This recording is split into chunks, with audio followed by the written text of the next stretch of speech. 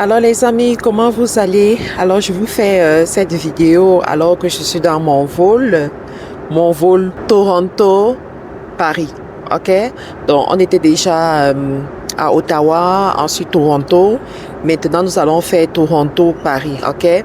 Et là j'ai envie de partager certaines informations avec vous. J'ai envie de vous partager certaines choses qui sont dans mon esprit. J'aurais voulu les donner dans un live, mais j'ai pas pu faire un live depuis. Vous savez, je suis maman, j'ai les enfants, c'est la semaine de relâche, donc les enfants sont à la maison et tout. Donc ça me prend beaucoup de temps. J'ai malheureusement pas pu faire le live. Alors j'ai eu ce commentaire dernièrement sur mon YouTube lorsque j'ai posté la vidéo où je donnais des leçons après les 7 années de mariage que mon époux et moi nous avons célébré récemment. Alors j'ai eu ce commentaire que vous allez lire. En gros, la dame dit voilà, travail et la vraie titulaire viendra le récupérer et récupérer tout ce que vous avez fait et tout. Je voudrais m'arrêter pour parler de ça, d'accord? Parce que je vous assure, même sur YouTube, Facebook, c'est sûr que ma communauté sur Facebook, c'est une communauté qui respecte, c'est une communauté bienveillante et tout. J'ai pas eu ce genre de commentaires sur Facebook. Par contre, j'ai eu des commentaires comme quoi tous les couples, c'est pas pareil, c'est pas comme ci, c'est pas comme ça et tout, et tout, et tout, et tout, et tout. Du coup, je me suis dit, je vais m'arrêter quand même pour faire une vidéo dessus, pour éduquer certaines personnes et pour inspirer ces jeunes ou bien ces personnes nouvellement mariées ou alors des personnes qui aimeraient réussir dans leur mariage. C'est vraiment à ces personnes que je veux parler ici. Alors, quand j'ai vu ce commentaire, j'ai eu de la compassion pour cette femme. Parce que je me dis, une femme qui a ce système de pensée, qui voit une autre femme en train de célébrer ses 7 années de mariage. J'ai pas dit que pendant les 7 années de mariage, en fait, j'ai pas dit des mauvaises choses par rapport à ça. J'ai dit des bonnes choses. Mais qu'elle voit ça et que c'est cette première idée qui lui vient en tête au point où elle prend la peine d'écrire ce genre de commentaires. Pour moi, ça en dit long sur son état mental. Ça en dit long sur son point de vue par rapport au mariage. Et c'est vraiment dommage. Nous sommes dans une société qui est en train de ternir l'institution du mariage. Nous sommes dans une société qui est en train de vouloir nous faire croire que le mariage ne vaut pas la peine. On ne peut pas être heureux dans le mariage. On va se faire duper si on se marie. Et même quand tu te maries, tu dois être égoïste, tu dois penser à toi d'abord. En fait, il n'y a pas la notion de l'unité en fait. Donc nous sommes dans un monde où on est en train de ternir la notion de l'unité dans le mariage. Et personnellement, c'est ça qui m'offusque. Vous voyez, c'est ça qui m'offusque. Pourquoi? Parce que moi, je fais partie des personnes qui réfléchissent par 10 fois avant de s'engager quelque part. Je réfléchis beaucoup.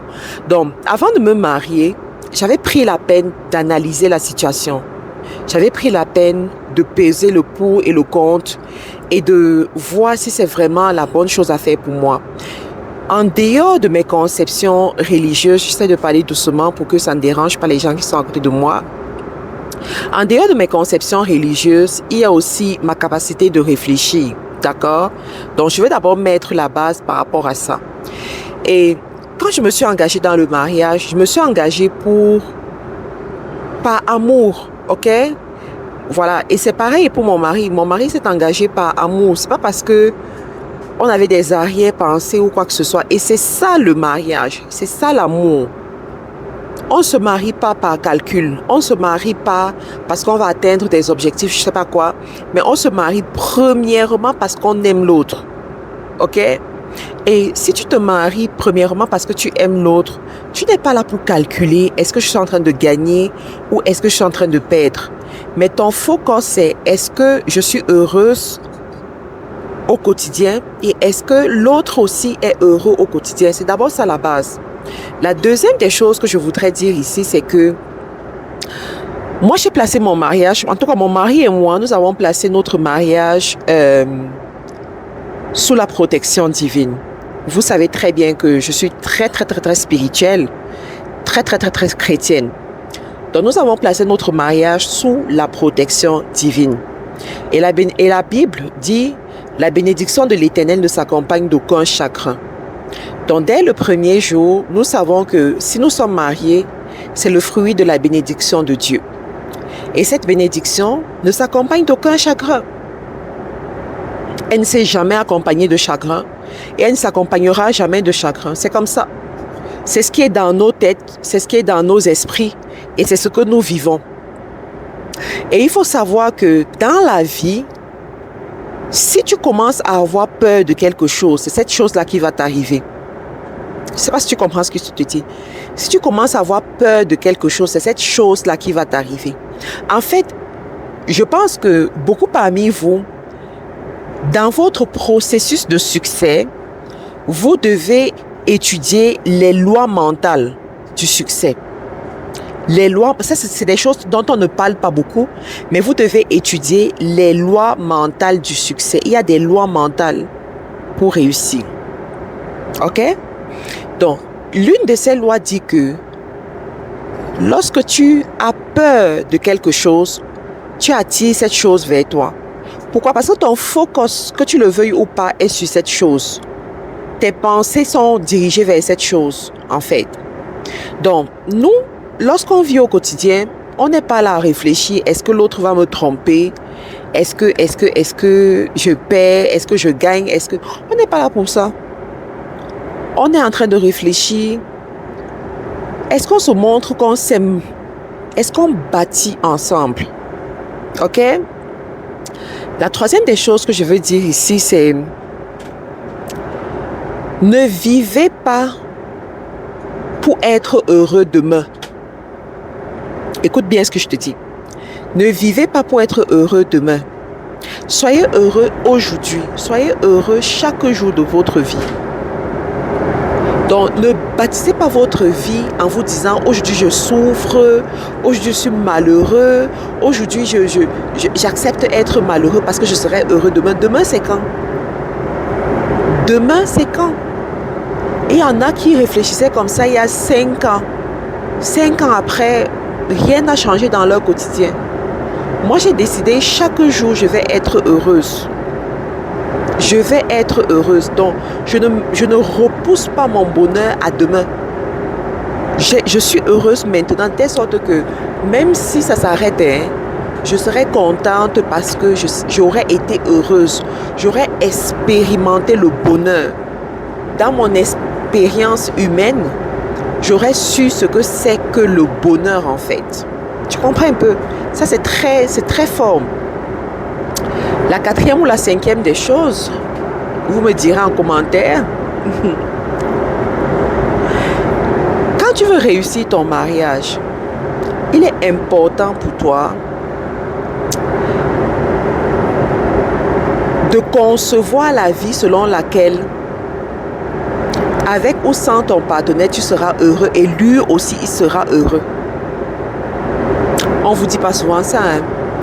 Avec ou sans ton partenaire, tu seras heureux et lui aussi, il sera heureux. Ça veut dire que c'est un bonus à ta vie. Écoute très bien ce que je suis en train de te dire.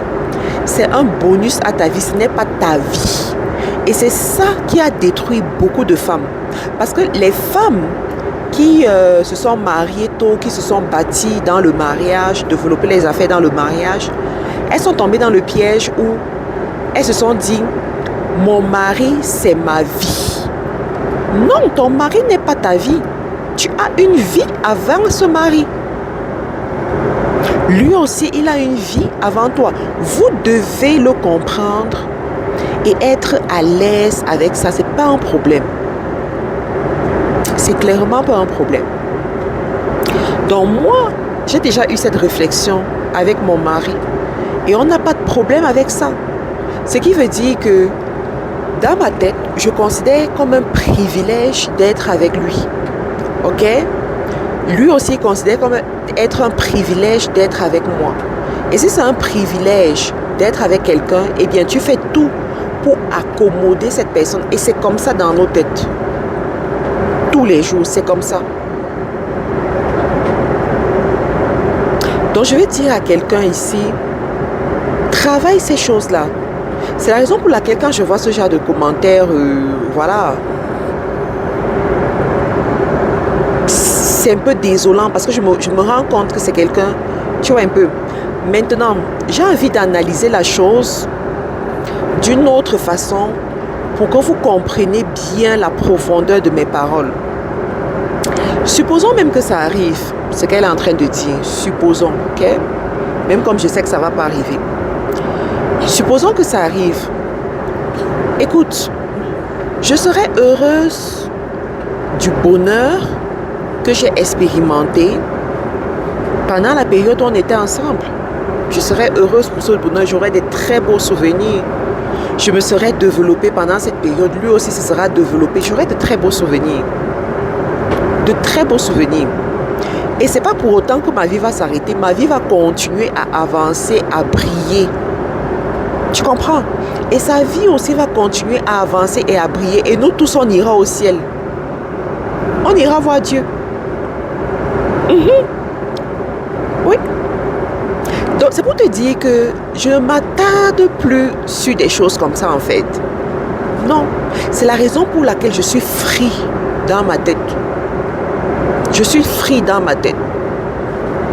Donc, je veux, si ça peut aider certaines femmes, tant mieux. Mais comme j'ai dit, ça ne va pas arriver. Pourquoi? Parce que j'ai fait un très bon casting. Et ça, c'est quelque chose que j'enseigne dans Royals. Ah oui, j'ai fait un très bon casting.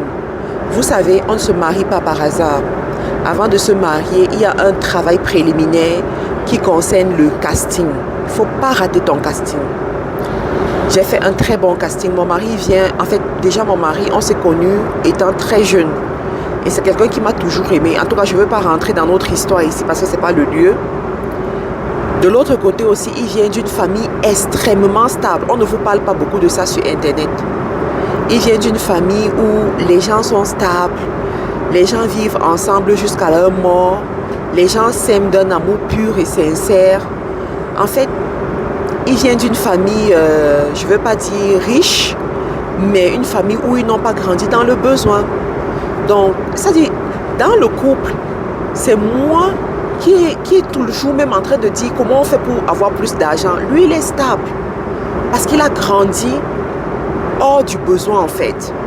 Tu comprends un peu le truc? Donc, ce n'est pas le genre de personne qui va se mettre à courir derrière les biens du monde. C'est quelqu'un qui va avoir sa famille, qui va avoir ses enfants, qui va être à l'aise, en fait, qui veut passer son bon temps et qui ne veut pas qu'on le dérange et qui ne veut pas déranger les autres autour de lui. C'est tout. Et ça, c'est le fruit d'un bon casting. Donc, je veux dire à mes sœurs qui sont là dehors, je suis consciente que les mariages traversent les défis. Je suis consciente. Mais l'une des clés qui va t'aider, c'est la capacité de faire un bon casting. Ok? Et une fois que tu as fait un bon casting, tu vas chercher la grâce de Dieu.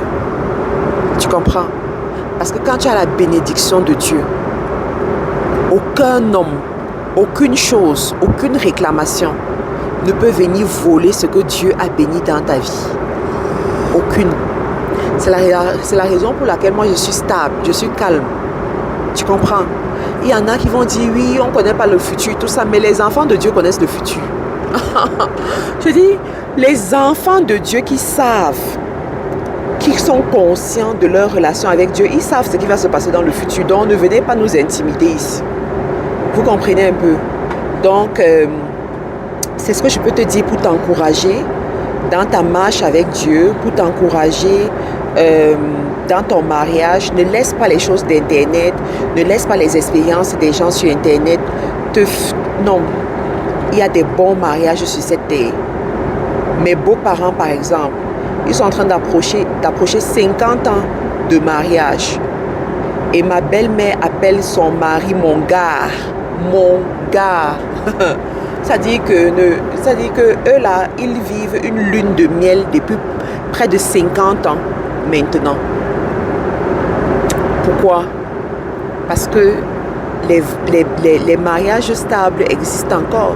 Donc, au lieu de tout le temps voir le mauvais côté et tout, cherchez les bons côtés. Et pour ceux-là qui ont peut-être eu des mauvaises expériences, ce n'est pas la fin du monde. Ok?